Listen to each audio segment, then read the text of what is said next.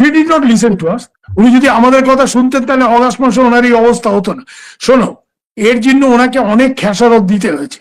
ওনার দলের ভিতরে কারা কারা ছিল, সালমান টালমানের মতো লোকজন, উই হ্যাভ লং নোন যে এরা আমেরিকান ডিপ স্টেটের অ্যাসেট। কিন্তু ওনাকে কে বিশ্বাস করেন? ওনার তো একটা ভাব ছিল আমি বঙ্গবন্ধুর কন্যা, আমি সব জানি। তো বঙ্গবন্ধুর কন্যা, তারপরে শেষ মুহূর্তে ওনাকে কি করে ওখান থেকে বার করা হয়েছে সেটাও আমি জানি। We ব্রট her out. ওকে, শুনে নাই দেখে, ভারতের কথা শুনে নাই দেখে তাকে এক ধরনের শাস্তির মধ্যে নেওয়া হলো কিনা।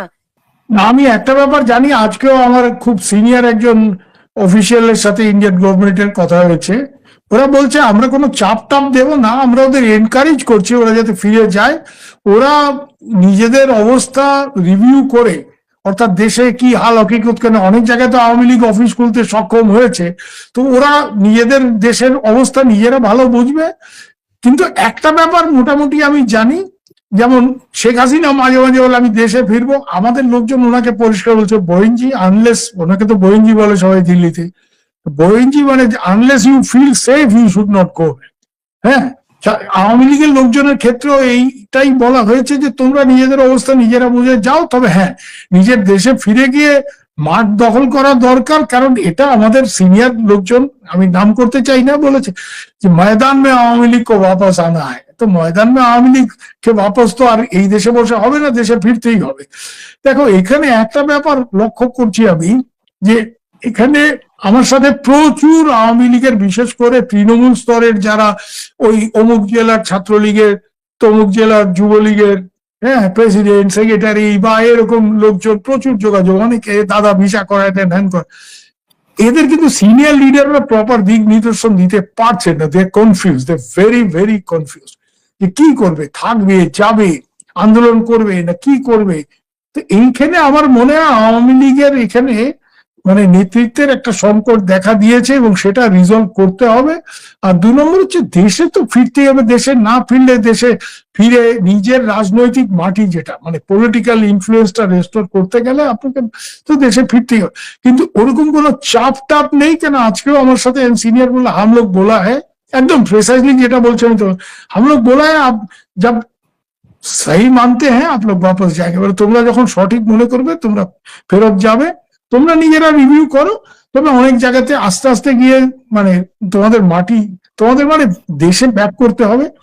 একটা অ্যাডভাইস বোধহয় এদের সবাইকে দেওয়া হচ্ছে যে তোমরা দেশে উকিল টুকিল ধরে বেইলের অ্যাপ্লিকেশন করো।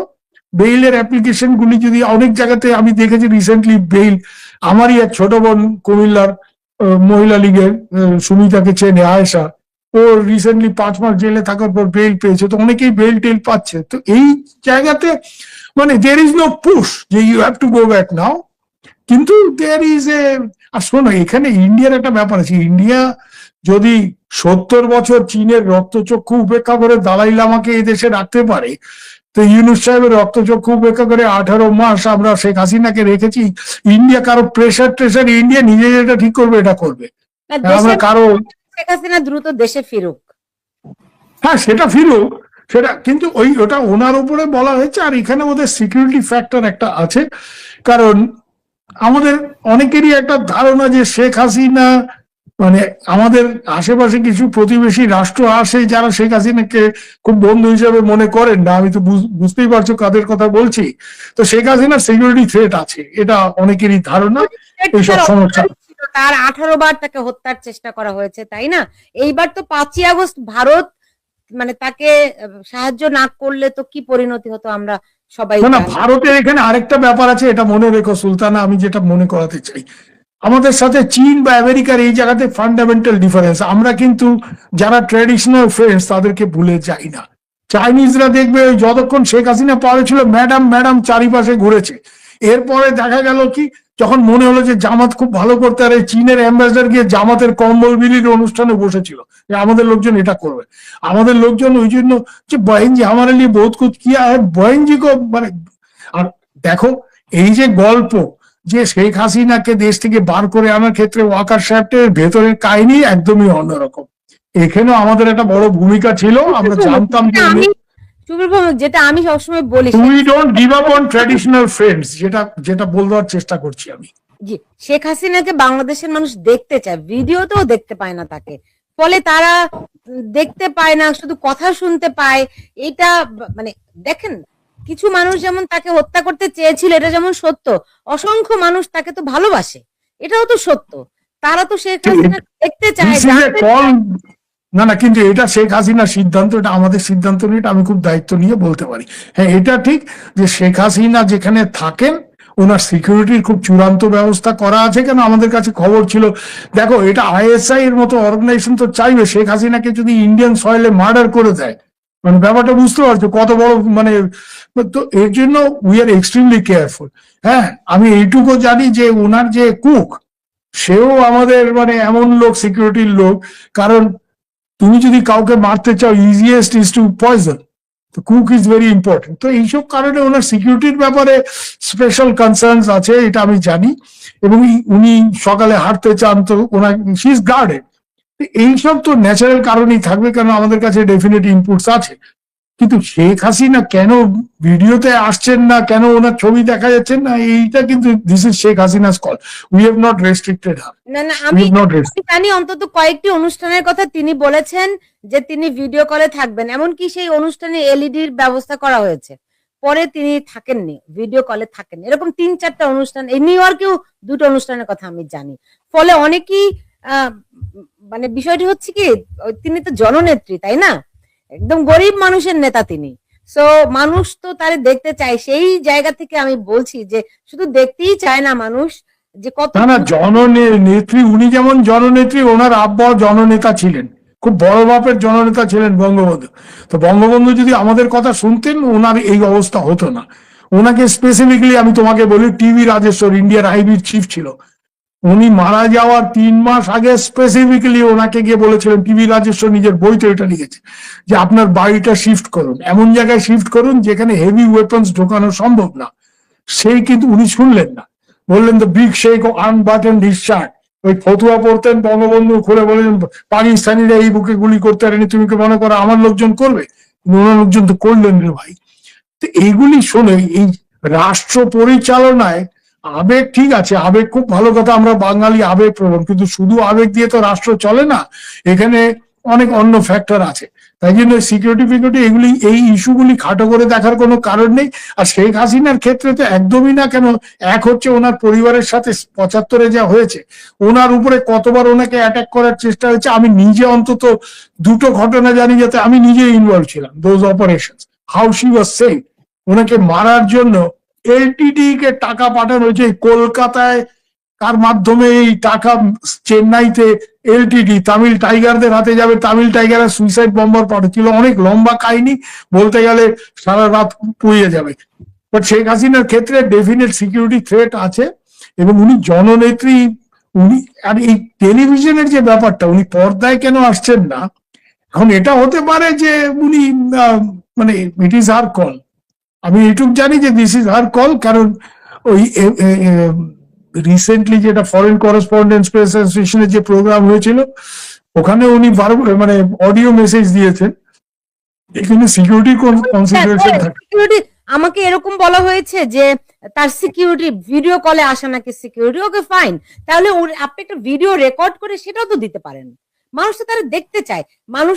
মানুষের চোখের আড়াল তাকে করাটা কতখানি সঙ্গত হচ্ছে, যাই হোক, এটা নিশ্চয়ই অনেক না, সেটা তো ওনার ব্যক্তিগত সিদ্ধান্ত, সেটাই বললেন দাদা। এখানে ইন্ডিয়ান না, এটা গভর্নমেন্ট তো ওনার ব্যক্তিগত সিদ্ধান্ত, মানুষ এটা নিয়ে সন্দেহ প্রকাশ করছে, কারণ উনি বাংলাদেশের মানুষ প্রত্যেকটা ব্যাপারে সন্দেহ প্রকাশ করবে। We cannot be bothered about it. বাংলাদেশে এভরিথিং, মানে ইন্ডিয়া যাই করবে, কোন মিয়ার কোন বেগম থাকবে কি না থাকবে, এটা শালা ইন্ডিয়ার দোষ। এগুলি বলে তো লাভ নেই। না, India has to protect her. So long as she is on my territory, it is our job to protect her.